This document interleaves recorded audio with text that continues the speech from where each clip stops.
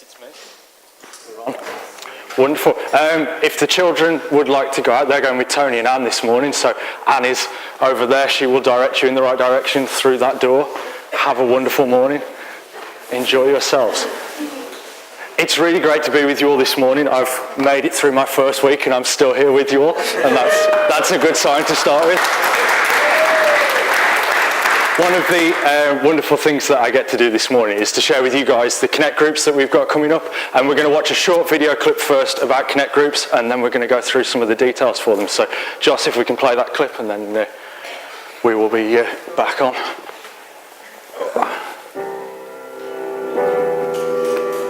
That's not going, is it?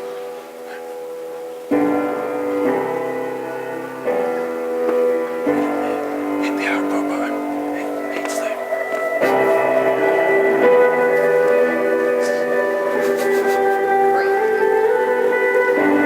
Sounds good. There we go.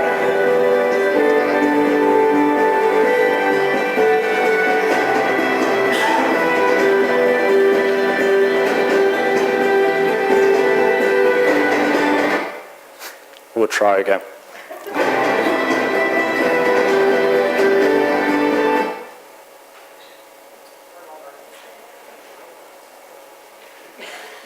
The anticipation is killing everyone.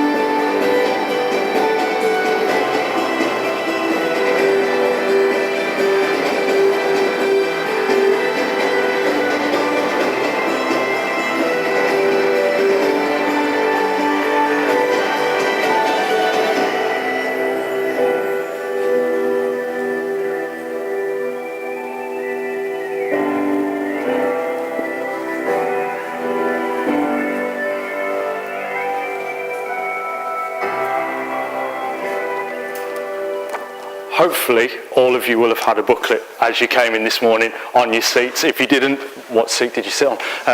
So everybody should have a booklet. What we're going to do is we're going to take a few minutes. We're going to go through some of the groups because we've got some really good groups coming up for you guys. And we would love you guys to know all about them so that you can get plugged in. We think it's so important for people to be a part of a Connect group, not just to turn up to church on a Sunday, but actually have something through the week where you can get connected with people, where you can spend time with people who love God just as much as you do and who want to spend time with one another, fellowshipping together. So we're going to take a few minutes, we're going to go through this booklet and then we will carry on with the rest of the service. But if you open up to the first page, we're going to take a little bit of time and go through some of the groups. The first group in there is the Victory Young Ladies group. This runs on a Tuesday evening, bi-weekly, so every other week rather than twice a week. It starts at 6:30, is that right? I guess that's 7:30. My apologies. It starts at 7:30 on a Tuesday. This is Joy Davis's house, which is my sister. She can give you a wave. She's sat at the front. This is for young ladies aged between sort of 18 and 30. The whole point is for you to be able to fellowship with one another, to encourage one another, to spend time building one another up, sharing with one another, and to have people who you can share the things that you're going through with one another. If you're going through situations at the minute, it's always nice to have people that you can talk to and say, look, this is what's going on in my life at the moment. And other people can say, well, I've been through something similar to that, or I haven't been through that, but I understand where you're at. And to have people where you can communicate that with, where you can share those things with and encourage one another. There's normally a short word as well that will help you to hopefully encourage you through the week as you go on from there. And there will always be cake as well. So if nothing else, you can turn up and have some cake. But as I say, that's on a Tuesday evening, starts at 7:30, and that's run every other week. If you want more details about that, you can see Joy. It's over in Uttoxeter at Matt and Joy's house. And she would love to hear from you. So it's a group that's been running already, but it's going to continue on through the Connect group. So if you've not been a part of that and you are a young lady who's 18 to 30, all the young men, unfortunately, you can't make it, or some of the older men either, Chris. But if you're a young lady aged 18 to 30, you are more than welcome to come along. Please feel free to see Joy, and she will give you some more information about where to go. The next group that we have is Fishers of Men. This is set up by Mick Lloyd. This is a meeting that's going to happen once a month, and we've started to do it a little bit already, but we're going to bring it again into the Connect groups. This gives us an opportunity to spend time and fellowship together as men. If you're a man, you are more than welcome to come along. It will be once a month on a Tuesday evening, and we normally go out for a meal, or we'll bring food into here and fellowship together. But again, it's the same kind of idea of we want to create an opportunity where you can share what's on your heart and the things that you're going through at the moment. If there's situations that you're going through, there's people that you can talk to. The worst thing to happen is to be in situations in life and feel like you're the only person going through it, or you're on your own when you're going through it. There's always people around you who want to be able to just come alongside and encourage you and support you, whether they can help you or not. They want to be there just to support you and uplift you. And if you're a man and you're going through situations at the moment, or if you're a man and you want to be able to encourage other people through their situations, I would really encourage you to try and get along to this once a month. It's great to be able to fellowship together over food and spend time with one another, just encouraging one another, lifting one another up. Again, there might be a short word sometimes, things like that. Someone might share a testimony that they've been through in their life, something good that's happened to them where they've seen God really come through in that situation. But if this is something you'd like to get involved in, again, there's what we've got over on the table at the side is there's sign-up sheets for all of the groups. So if there's something you're interested in, stick your name down so we know that you're interested in coming. We can make sure you get all the details you need for those groups. With this group specifically, we'll let you know where the first meeting is going to be at, and then each month from there we'll let you know where the next sort of, whether it's going to be a meal out or whether it's going to be food here. We'll let you know what's going on with that. The next group that we've got is Unshaken. This is a group that's going to be run by Sylvia Curtin, and she is going to be running this for ladies in the church. This is going to be looking at the story of Ruth. It's going to be run on a Wednesday evening from 7 o'clock, and it's going to be going for 7 weeks. The whole purpose of this is to look through the book of Ruth, and there's 6 key principles that can be drawn out through the book of Ruth that can help us during our day-to-day walk and through our life. And so if you're a lady and you want to get involved and find out what happens in the book of Ruth, a story that happened thousands of years ago but can still be as relevant today as it was then I would really encourage you to come along to this group, because there's some really good information. I've been able to read through some of the details for the weeks as we go through, and those 6 key points that come through, and there's some really good points that come out. And so if you're interested in that, please either see Sylvia or sign up on the sheets, and we will let you know what's happening with that. The next group that we've got is a group called Lifelines. This is going to be looking through the book of Ephesians. This is a group that I'll be running here in the church on a Thursday evening. We'll start at 7 p.m. It will be running for 7 weeks. Absolutely anyone can come along to this. You don't have to put on a skirt or a wig or anything like that. You can come as you are, whoever you are more than welcome to come along. And this book, again, we're going to be going through the book of Ephesians. We're going to be looking at some of the key things that Paul writes in the book of Ephesians. But the reason it's called Lifelines is, as I was going through the key themes that run through Ephesians, it made me realise that these key themes act as something that we can hold on to in storms when we're struggling, when we're finding situations difficult, that actually these key principles in the book of Ephesians can be a lifeline for us to hold on to, that pulls us through those situations, that gives us something to ground ourselves to, that when we move forward through those situations, we're pulled through to the other side and we see God at the other side of that. So that will be here on a Thursday evening from 7 p.m. for 7 weeks. The next one in there is, again, another group that's been running for the last few years now and has been really great. It's the Connect Cafe. It's on a Thursday morning from 12 till 2. This runs every week. And on this Thursday morning, it's really great to just come and spend time with people who don't often have somebody to talk to. They don't necessarily have people that they can come and fellowship with, and you can be somebody that you can come along and just talk to people. If you yourself don't have people that you can talk to, if you just find that you spend a lot of time on your own and on a Thursday afternoon you're sat there by yourself all the time, please feel free to come along to the Connect Cafe. There's soup, there's sandwiches, there's all sorts of wonderful things that you can come along and share with another person. But if you have a heart for just talking to people, spending time with people and being able to encourage people, then feel free to come along to the Connect Cafe on a Thursday and help to encourage people that come along to that. It's always really great to see people who turn up to there who otherwise would never walk through the door on a Sunday, but they get to come down to church on a Thursday and spend time with people in the church. So that's a really great opportunity there. The next group that we've got is the Victory Prayer Group. This is a group that's going to be run on a Tuesday morning, and we believe that prayer is such a vital part for the life of the church that if we don't pray, then we're going to struggle. The church needs people who are willing to pray together, stand together, believe in what God's word says, and praying for the situations that we're facing, not only in the church, but in our local area around us and in the nation. And as we heard this morning, we were praying for people all around the world, for situations that go on around the world. And as part of the Victory family, we have churches all across the world, but it's such a wonderful opportunity to be able to pray into those situations. So if you have a heart for praying over things, or if you have situations yourself that you think, I could really do with prayer for that, please feel free to come along to this group on a Tuesday morning where you can spend time, about an hour and a half, and we'll be praying together. We'll maybe do a little bit of worship together, and we'll be praying for not only our church and the things going on in the church, but the town around us, and then the city and the country that we're in as well, because it's such an important thing to be praying over. The Bible tells us that we should pray not only for our leaders, but for our country and for our family around us, the church as well. So if you have a heart to pray, please feel free to come along to that. The next group that we've got is one called Effective Discipleship. This is going to be running on a Wednesday evening at 7 o'clock. This is a group that's going to be run by James and Dorothy Edwards. Unfortunately, they're not with us this morning. But this is really good. If you find that you just spend a lot of time asking, well, I don't know what the foundation principles of Christianity are. I would love to be able to share my faith with other people, but I don't necessarily have a real grounding of what those principles for Christianity are, or I don't really know how I can share that with other people. This is the perfect group to come along to, because it helps you to expand not only your knowledge of what the foundational beliefs of Christianity are, but also how to share that with people around you. I think all of us at some point have found that Christianity has helped us in a situation that we're in, that being connected in the church and with God, that he helps us through those situations, and that actually being able to share that with other people, we have the answer for people around us, for our families, for our friends, for our neighbours.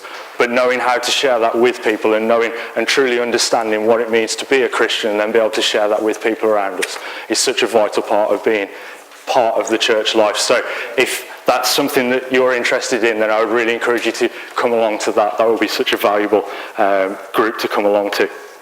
Another group that we've got running is the Men of Victory group. Again, this is a group for men, so if you're not a man, unfortunately, you won't be able to come along to this one. But this is at 6 a.m. in the morning. This is something that Pastor George mentioned. I've seen him doing it on Facebook for a long time, and I thought that looks really interesting. I would really fancy doing something like that. And then he mentioned it again when he was over last week. And this is a group where we will come together at 6 a.m. for 1 hour before work on a Tuesday morning, and we will spend time fellowshipping with one another, studying a little bit of the word, praying together, and setting yourself up for the day ahead and then for the week that lies ahead. And I would really encourage you, if you can, in any way possible, if you're a man and you're around at 6 a.m. in the morning, I would really encourage you to come along, fellowship with one another for that hour before work or before whatever you're going to do for the rest of the day, and then get out and carry on with the rest of the day. But it sets us up in the right path. It sets us on the right step for the rest of that day, and then hopefully for the rest of the week as well. But I would really encourage you to challenge yourself to step out and turn up at 6 a.m. I know it will be a challenge for me to get down here for 6 a.m, but I would challenge you all as well to do that if you can. And then the final group that we've got is one that's been going on for a little while. It's the Knit and Natter group, which runs on a Friday morning from 10 o'clock to 1 o'clock. If you have no idea how to knit, come along and natter. If you want to learn how to knit, they will show you how to knit. Even I ended up learning how to knit, and now I have to sit there on a Friday morning and knit with them. But it's such a wonderful opportunity just to be able to sit there, chat with one another. The cafe is open, so you can get yourself a coffee or a tea or wherever else you would like. And then you can spend time just talking with people, sharing what's on your heart, and just fellowshipping with one another. And one of the things that I love is fellowship doesn't necessarily have to be specifically about situations that are going on. You can just chat to people and still feel encouraged when you come away from it. And I know that when I come away from things like Friday morning with the Knit and Natter, I always feel just a little bit encouraged and refreshed and happy. And it's such a bubbly place to be in, a bubbly atmosphere. And church should be like that. Anytime we fellowship together, we should be able to come away feeling joyful, feeling happy, feeling energized because of the people that we're around. And a lot of that comes from the truth that we know, that Christ died for us, that we can have eternal life. And that sets us up on a walk of joy. That in the book of James it says, count it all joy, no matter what the situation you face, because you know that the testing of your faith produces patience. We all need patience sometimes. We all need to grow in the things that we struggle with, but because of what God's done for us, because of what Christ did for us, we can have joy regardless of the situation. We can have joy, and church should be like that. Whatever group you're interested in joining, whatever group you go along to, I can promise you that it should be filled with joy, that you should come away full of God and full of the knowledge of God and filled with joy at the thought that I have eternal life, that I know where I'm going to go at the end of my life. And you should all know that too. And that should fill us with joy. That should give us an assurance for the rest of our life that we know that it's not just about the 80 years or whatever that we spend on this earth, but it's about the eternity that we have when we go from here and spend time with God after that. And so hopefully there's a Connect group there that you would be interested in joining. If you are, please feel free to sign up on the table just so we get an idea of who's coming along and so we can give you all the information you need. Someone will be stood there with a sign saying Connect to remind you, so if you don't go over, they'll come around and wave it in your face and say, join a Connect group, join a Connect group. But it's such a valuable way to spend time encouraging one another, building one another up, rather than just an hour and a half on a Sunday. You get to spend time through the week with people as well, building each other up, that it's not just about what can I get from a Connect group, but it's what can you give. Each one of us has something unique inside of us that we can give to people around us, and it's not a chore, it shouldn't be hard work. All it is about sitting down with people and saying, this is what I know, this is what God's done for me, and sharing it with the people around us. So whatever you want to do, whatever group sort of takes your fancy, please feel free to come along to that. Please feel free to sign up so we can see where you want to go. And then be encouraged over the next 7 weeks as we go through these Connect groups, because there's going to be some wonderful things that come out of that, and hopefully we will all grow together through those groups as well. And I have the wonderful privilege of being able to preach to you guys this morning and share a message that's sort of been placed on my heart, and I suppose something that I've seen maybe a few people going through recently, and this sort of just settled and resonated with me a little bit. And I wanted to start by sharing a little bit of a picture that hopefully you can all sort of imagine with me, and then hopefully it will set you up for the rest of the message. And I like sharing through pictures or through analogies because it just seems to stick with me. That's how I tend to remember things. So if you don't, I apologise. You'll just have to put up with my pictures. I'll get to the message in a little bit, but hopefully you'll enjoy the pictures as well. But what I want to sort of put out there is, I don't know if anybody's ever been to Go Ape or something similar to that. It's something I've done a couple of times, and I really quite enjoy doing stuff like that. It stretches you, it challenges you. For those of you who don't know what Go Ape is, it's like a treetop adventure thing. You do zip wires, you're harnessed into these ropes, and you're climbing through the trees and going up these sort of flimsy ladders and all kinds of stuff, and walking across wooden stepping stones that are suspended through sort of 30 feet in the air. And it's a real good challenge. If you've never done it before, it's just up on Cannock Chase. I'd encourage you to go and have fun and do it. But one of the things that I really enjoy is doing things like that stretch me and challenge me to grow. And when you go to Go Ape, the first thing they give you is a harness. And that's quite important, because I would not encourage anybody to climb 30 feet in the air and jump down a zip wire without a harness. That is number one thing you need, is a harness if you're going to go to Go Ape. But what they have on the harness is there's two safety lines that are always connected up to the apparatus that you're on. There's a red one and a blue one, and these things are always connected up. There's always two connected, and what happens is, as you move between the different parts, there will always be at least one wire connected up to the safety lines that are up there. So if you have to take one off to move to the next thing, your blue one's still on while you move your red one. Then when that one's on, you connect the next one up. They make sure that you're always connected at some point. If you weren't connected by one of those things, it can become very dangerous. At some point, if you disconnected both of them and decided to turn around and lost your footing, you could end up falling 30, 40, 50, 60, 70 feet, however high you are at the time, to the floor. And that would be very dangerous, and it would hurt, and it wouldn't be very pleasant. I wouldn't advise that. So they encourage you to always have at least one of the wires connected, no matter what you're doing. But the ideal thing is to have both of these wires connected to the apparatus that you're doing. And it got me thinking a little bit, and it reminded me of a scripture that's in Revelations. In this scripture, it says that they overcame by two things. They overcame by the blood of the Lamb and the word of their testimony. It made me realise that in situations that we face, quite often we need to know what we're harnessed to and how we're harnessed to it. Not just that we're harnessed to God, harnessed to him, tied into him, but we have to know that there's two things that help us to stay connected to God in those situations. And Revelation tells us that those two things are the blood of the Lamb and the word of our testimony. So hopefully I'm going to take a few minutes and explain how we can use those to harness ourselves through situations that we face, through hard times that we go through, that we know that these two things can keep us held to God no matter the situation that we face. And the first thing that it says is we overcome the situations by the blood of the Lamb. We've talked a little bit this morning. I've mentioned that we should have joy knowing what Christ has done for us, that 2,000 years ago, Christ paid a price so that we could have everlasting life. We overcome situations knowing that we have eternal life because of what Christ did for us, because of the price that he paid for us. That gives us the opportunity to overcome whatever situation we face, because this harnesses us to God. This keeps us connected with God. You've probably seen a diagram which says that it has us on one side and God and heaven on the other. Thank you, Grace. You are wonderful. That's all right. I will cope with the cup. I shall give you a job description if you keep doing this much more. Thank you. Official water bearer for me. But you've probably seen an image where on one side there's us and on the other side there's God. And then in the middle there's the cross which bridges the gap for us. That connects us to God. It keeps us connected in with him. And if we understand what Christ did for us, if we understand the price that Christ paid for us, it gives us this first harness, this first link into what God has for us. It gives us this first link so that no matter what situation we're facing, we know that we're connected and tied into him.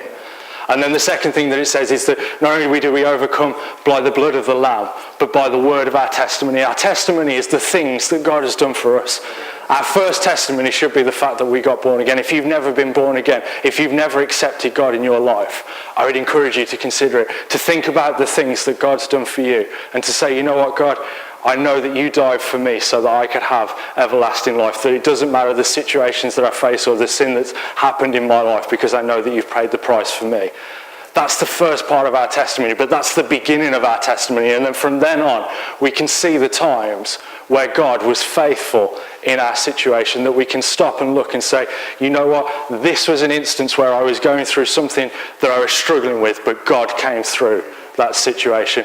That in every trial we face, we should be able to see God come through in that situation. And when we look back over the years, we can remember those times where God was faithful. And I'm going to share a story of what I would say is the first time I can really remember God being faithful for me. And it's probably not the first time that he was, but it's the first time that I remember. And it was going back to the age when I was about 9 years old. And I'd been a Christian for a few years. I got born again at the age of 4. But this is the first time that I could really remember God being faithful. And it was over finances. And we were going on a school trip at the age of 9 to a place called Coven, which is just down the road. It's another adventure centre. I like adventure centres and things like that. They're good fun. But my mum and dad said it was £64 to go to Coven. And they said, if you want to go, you can go, but you're going to have to find the money for yourself. £64 for a 9-year-old is quite a lot of money to find. My parents weren't being cruel, it was just a lot of money for them as well. And they knew that if we asked God, that he would be faithful to bring that. And so what my parents did was they said, what we're going to do before school every morning is you're going to pray and ask God for this money to come in. I remember not really wanting to do that. I kind of wanted the money to come from God straight away. I didn't want to have to be faithful in praying every single morning that God would bring that money forward. And so I remember sitting there every morning, most of the time in tears, saying, I really don't want to pray. I just want the money. I think we've kind of all been in situations like that we face, where we say, God, I don't want to pray about this situation. I just want the answer. God says be faithful in those things. And so every morning we would turn up, we would sit on my mum and dad's bed before we went to school. I would cry for 10 minutes and then I would get out some sort of splutter prayer which says, God, I need £64. Please will you send it my way and help me out. I had, I think, about 2 months to find this money. And when the school trip came around, not only did I go to the school trip, but I went there with £70. I had £6 spending money to go with me. And that's the first time that I can really remember God being faithful with finances for me. But what that has done is that every time that I get into a situation where I say, God, I'm struggling with money at the minute, or God, I need some money for this, or God, my car has just cost me a ridiculous amount of money, that I can remember that moment and say, God was faithful in that, and God will continue to be faithful at this point, and then at this point, and then at this point, until I see what God's got for me. And that is what we do when we overcome by the word of our testimony. We take a situation that we face, we say God was faithful here, which means that God will be faithful here, and God will be faithful here, and God will be faithful here. And every step of the way, God will continue to be faithful. And if we remember those two things, if we keep ourselves harnessed in on those two things, saying, I can overcome whatever situation I face because I'm harnessed not only into my salvation, that ties me to God and to eternal life, but I'm also harnessed in by the fact that God has been faithful in the past. And so that gives me the assurance that God will be faithful again. Those two things keep us harnessed through the situations that we face. But what happens is that when we go from situation to situation, it's kind of like moving from each obstacle on that obstacle course at Go Ape. What happens is sometimes we have to disconnect one of those cables. Now what I would say is God never encourages us to disconnect one of those cables, but sometimes we do. Sometimes we face situations where we just cannot remember the last time God was faithful. Sometimes we get so bogged down in situations that it becomes so difficult for us to remember what God has done. Those are the times where we lean on the other cable that's still connected. We say, God, I can't remember what you've done for me, but I know that your son paid the price for me, that I can have everlasting life. Salvation is my connection. Sometimes we will question our salvation. It's something that happens for so many people that they stand there and say, God, am I truly saved? Am I really going to heaven? How do I know for sure that you will say what your word says, that I will go to heaven when I die, that you have set me free, that I am born again? Sometimes we begin to question that. We start to unclip that cable.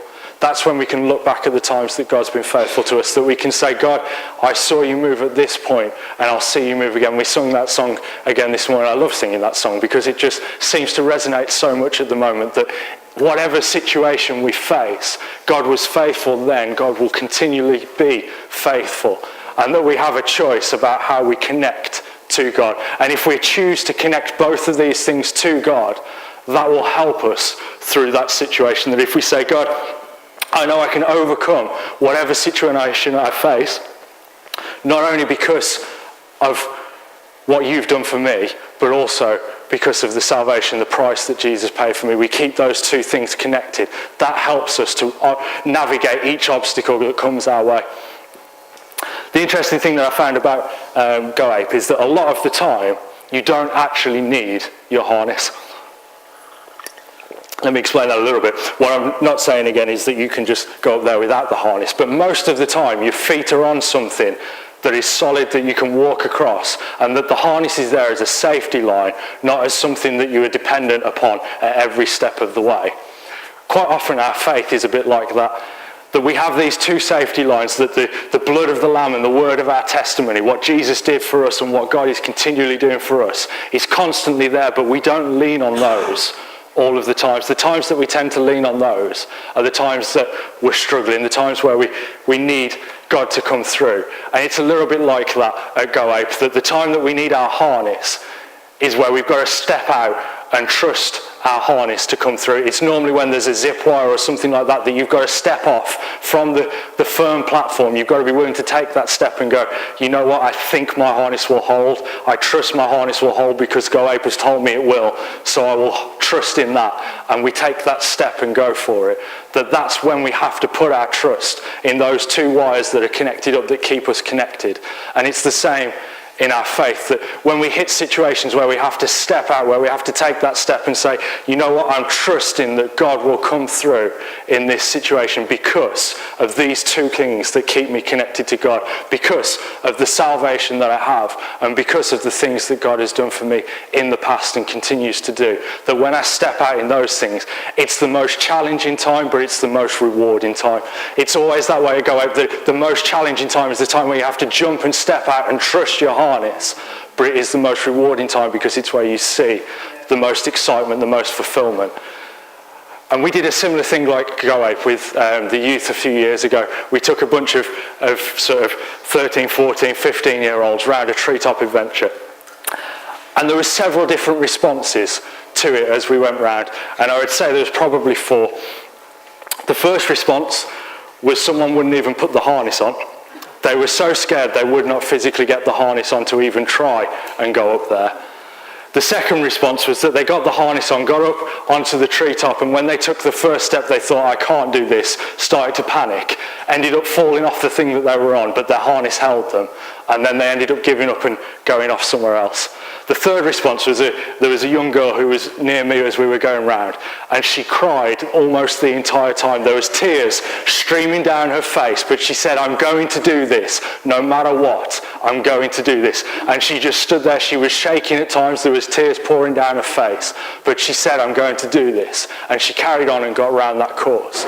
And then there was a fourth response, which was the people who'd been there before, done that kind of thing before, a little bit like myself, and thought, you know what, I can enjoy this because I know that my harness holds. And I remember the first time that I went to Go Ape, I was a little bit unsure, I was a little bit unsteady. I was never a big fan of heights anyway. And I got up there and I thought, oh, I don't know about this. This is a little bit weird. And you're having to walk across things where the only thing that's holding you is the harness if you fall. And you're very tentative until the first time that you fall, and then you know that that harness holds, and then after that you get confidence and you can step out onto the next obstacle knowing, well, actually my harness carried on then, my harness held then, so I should be all right in the next thing that I step into. It works the same with God, that the first situation that we face, the first trial that we face, where we have to really lean on those two things, we're unsure, we're not sure whether God's going to come through, we're not sure whether the situation's going to pan out. But as we fall into God, as we trust into Him and lean onto those two things, knowing that those two connections are still there, that's the point where we see God come through, that He pulls us through that situation. And then when we face the next situation, we can stand there with more confidence, knowing that God has said that my salvation is assured. God has said that He will lead me through the trials and the situations that I face, that I know that these cables will hold, these connections with God will hold, and that I can go through that situation knowing that He is leading me through. But we have a choice in how we respond, those 4 choices. Each of us at any point, in any situation we face, we can have a choice of how we respond to that situation. We can stand there and say, this is too hard, I can't do this, I don't think I can do this at all, and we can give up. That's an awful situation to find ourselves in, because God says that you can overcome whatever situation we face because of these things. There's other times where we can fall and stumble and give up because we thought we could do it, but then we decided we couldn't. Again, it's such a terrible situation to find ourselves in, because God says that you can. God says that whatever situation you're in at the moment, you can get through because of the connection that you have with Him, because of these things that hold you safe to Him. The third response is that we can stand there with tears falling down our face, but saying, I know God will bring me through this. So often we find ourselves in that place where we say, God, I don't know how I'm going to get through this. I don't know what it's going to look like and what it's going to feel like. It hurts, it's hard work, but I'm going to do it because I know that you said that I can get around it, because your word says that I can get through these situations. And then hopefully we all find ourselves moving towards the fourth situation, where I would call this the obstacle breaker. It's whatever situation we face, we stand there and say, you know what, my God has been faithful before, my God will be faithful now, and He will be faithful in the future. And we can stand there with confidence, knowing that it doesn't matter what situation I face, God will lead me through this because of what His word says, because of what Jesus did for me, and because of what God has continued to do for me every day. The interesting thing at Go Ape is that before you can actually get up on there, the instructor who's there has to check your harness for you. And what he does is he makes it incredibly tight. He will get the harness and he will pull all the straps as tight as he possibly can and make sure everything is tightened up as tight as it can possibly be. And it feels a little bit uncomfortable, to be honest. It feels a little bit exposed. It's not a very pleasant thing to be in.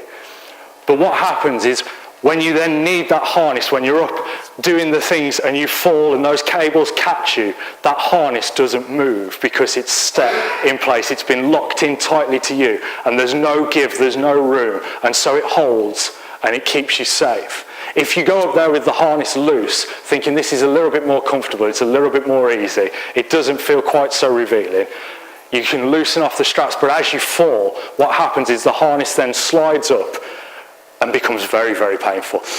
I had this when we did the treetops where we had to jump off we were 106 foot up a tree, and we basically just had to jump off with a cable attached to our back, and it caught you at the bottom. That was what they told you. I'm still here, so it did catch me at the bottom. But what happened was my harness wasn't quite tight enough when I went up there, and as I jumped off, the cable caught and everything pulled up, and I got very, very uncomfortable. And so there's some photos of me when I hit the bottom with pulling some very weird faces because it really, really hurt. It's the same with how we harness ourselves to God. If we're willing to pull ourselves tight to him, if we're willing to say, before I end up in a situation, I'm going to bring God close to me. I'm going to make sure that my relationship stays close. That I'm going to make sure that I stay tied as closely as I possibly can to God. It can feel a little bit uncomfortable sometimes. We do feel a little bit exposed sometimes. We're different from people around us because of the relationship that we have with God, because we choose to pull ourselves into God. But what happens is as we end up in a situation, as we end up in a trial, it's less uncomfortable because we've already pulled ourselves into God. We know that we're tightly connected to him and that he holds us close in those situations. If we draw away from God in the day-to-day life before we hit a situation, if we say, you know what, God, I'm just going to loosen up and slack this off a little bit. I know that you're still there, but I'm just going to pull back a little bit and do these things that I want to do for a little while. I'm going to ease off and make my life a little bit more comfortable and easy until I hit the problems. God still holds us. My harness didn't fail when it was loose. It still held me, but it becomes uncomfortable because it exposes the weaknesses, exposes the areas where we weren't tied into God to start with. Situations and trials are an uncomfortable thing to go through. It's a horrible thing to have to face, and it's a horrible situation to be in, and it's something that every single one of us will face at some point. But how tightly we tie ourselves into God in the day-to-day before that situation will determine how closely he stays to us and how comfortable or uncomfortable we can be through those situations. They're never comfortable, they're never easy, but we can minimize the hurt, we can minimize the pain by how tightly we keep ourselves pulled to God. The important thing is that no matter what situation you're in at the moment, no matter how loosely or how tightly pulled to God you are, you can always pull yourself a little bit tighter. The wonderful thing with God is, unlike a harness, there's only so far a harness can go, but with God there's no limit to how close you can pull to him.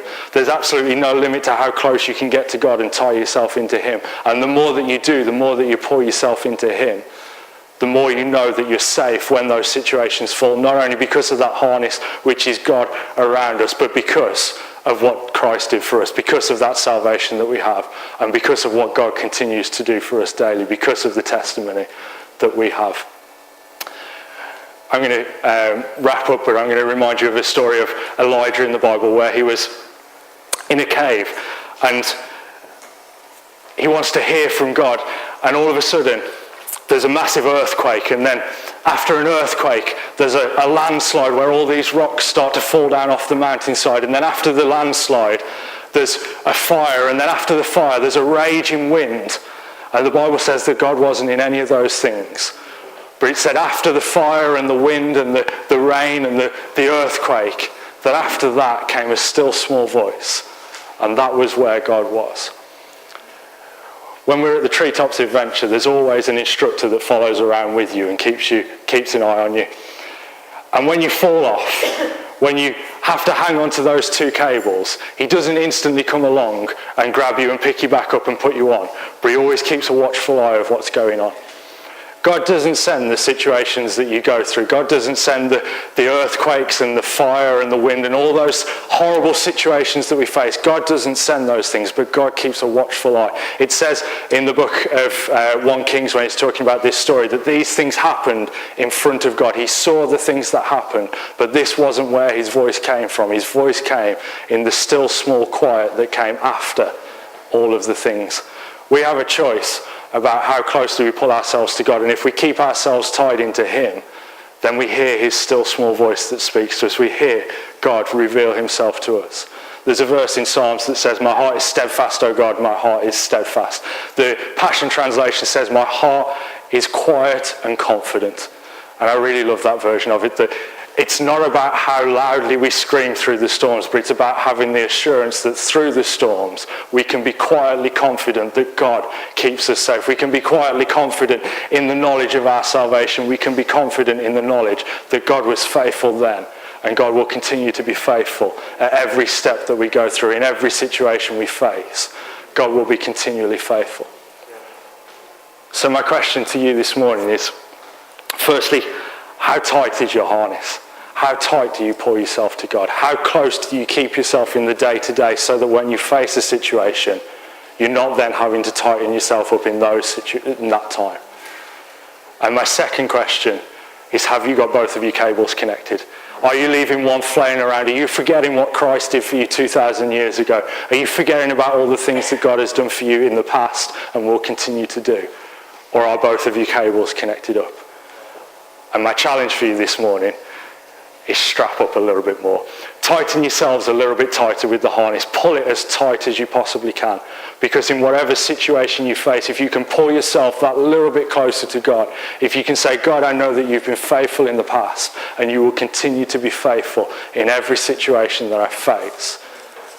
Tighten those straps, pull yourself in, and that will pull us through those situations. That will be the harness that keeps us going. It will be exhilarating at times it will be painful, at other times it will be hard work, but we will get through it because we overcome by the blood of the Lamb and the word of our testimony. And that's my message for you this morning. I'm going to hand back over to Josh. Amen. Thank you, Mike. Praise God.